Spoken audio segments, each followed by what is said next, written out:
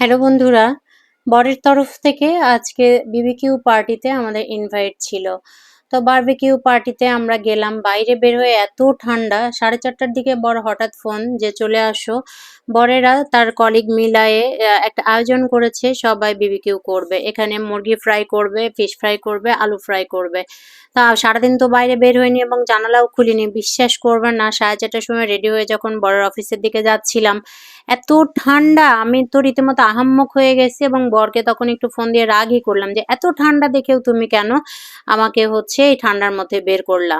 তা আসলে সে চাচ্ছিল যে আমি মানসিকভাবে একটু শান্তিতে থাকি, একটু হ্যাপি থাকি, কারণ কিছু একটা ব্যাপার নিয়ে আমি প্রচন্ড টেনশনে আছি। ভুলভাল কাজ করছি, কিছু মনে রাখতে পারছি না, কোথায় কি করছি, কাকে কি বলছি, কিছুই মনে রাখতে পারছি না। এই ট্রমাটাইজ থেকে আমাকে বের করার জন্যই সে আসলে আমাকে ভাবলো যে মানুষের মধ্যে থাকলে হয়তো আমি একটু ভালো থাকবো। তো দেখেন আপনারা বিকেল বেলা কত ঠান্ডা। তো চলে এসেছি আমি বরের অফিসে। বরের অফিসের এই একটা জিনিসই প্রচন্ড ভালো আর অন্য জিনিসের তুলনায়, তা হলো যে এরা সবাই খুবই আন্তরিক এবং ফ্যামিলিয়ার। এখানে ফ্যামিলিয়ার পরিবেশটা আছে, যার জন্য কিন্তু আমার বাসায় ওইভাবে প্যারা খেতে হয় না যে বরকে পিঠা পুলি পায়েস বানায় খেতে হবে। ওর অফিসেই এই সমস্ত আয়োজন চলে। তো এখানে দাঁড়িয়ে বরের কলিগদের সাথে আমি কথা বলছি। বরের কলিগেরা সবাই আমার পরিচিত, যেহেতু তার কলিগ, এখন তার কলিগের সাথে আমি দাঁড়িয়ে দাঁড়িয়ে কথা বলছি। এখানে স্পেশালি হচ্ছে কারিনা আছে, কাউসার স্যার আছেন, ফ্যাক্টরি ম্যানেজার কাউসার আহমেদ স্যার এবং মঈন স্যার আছেন। তো সবার সাথে কথাবার্তা বলার পরে আমি চলে গেলাম একটু ফ্লোরে। কখনো আসলে ফ্লোরে ওইভাবে যাওয়া হয় না, কিন্তু আজকে কেন যেন মনে হলো যে হয়তো এরপরে আর আসা হবে না, যাই সবার সাথে একটু দেখা সাক্ষাৎ করে আসি। ওই যে বললাম যে সবাই খুবই আন্তরিক, খুব আন্তরিকভাবে আমাকে নেয়।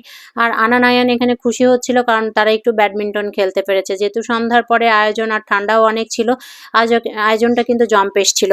বলে রাখা ভালো যে এখানে কিন্তু বর যদিও আমাকে ইনভাইট করেছে, সে কিন্তু তার কলিগদের তার থেকে আমাদেরকে খাওয়াই নাই। আমার বর এখানে আলাদা করে আমাদের জন্য স্পেশালি চাঁদা দিয়েছিল।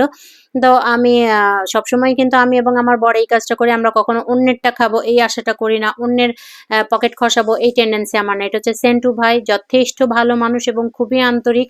সব চাইতে মনে হয় কি জানেন, যে আমার কাছে এখন মনে হয় মা হওয়ার পরে যে আমার বাচ্চা সে আমার।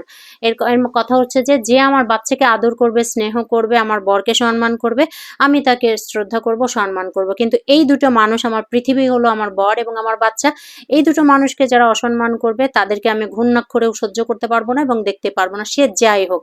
তো আমাদের চিকেন ফ্রাইটা কিন্তু হয়ে গেছে। আমার বর জানে যে আমি সিনা খেতে পছন্দ করি। আমাদেরকে, আমি আনান আয়ান সবাই নিয়ে আমরা নার্সের রুমে বসে খাচ্ছি। আর বরের কলিগ যারা আছে তারা মাঠের মধ্যেই খাচ্ছে। এখানে কিন্তু আনানকে একটু বকা দিয়েছি, মানে সে একটা ভুল কাজ করেছিল। তা আনানের কিছুদিন ধরেই আনান বলতেছিল যে মনি আঙ্কেল মামার অফিস থেকে একটু ঘুরে আসবো, অর্থাৎ খুব ছোটবেলায় আনানকে একবার অফিসে নিয়ে গিয়েছিলাম, তারপরে কিন্তু আর নিয়ে যাওয়া হয় নাই। তো মেয়েটা এত বড় হয়ে গেছে, তারপরে বরের কলিগরা সবাই চেনে। মাঝে মধ্যে কিন্তু ঠান্ডার মধ্যে যদি এই ধরনের আয়োজন করা যায় কলিগ সার্কেল মিলে, এর চেয়ে মন্দ হয় না। এরা কিন্তু আমাদেরকে খেতে দিয়ে দেখেন চুপড়ি সারে আলু পোড়া খাচ্ছে, আমরা কিন্তু জানতাম না। তো জানলে কিন্তু অবশ্যই আলু পোড়ার ভাগটা শেয়ার করতাম। কারণ কি তোমরা একা একা খাবা আমাদের দাওয়াত করে, এটা হবে না, এটা হবে না। এর মাঝখানে কিন্তু তারা মাছ ভেজেও খেয়েছে, আমার বাচ্চাটাও খেয়েছে।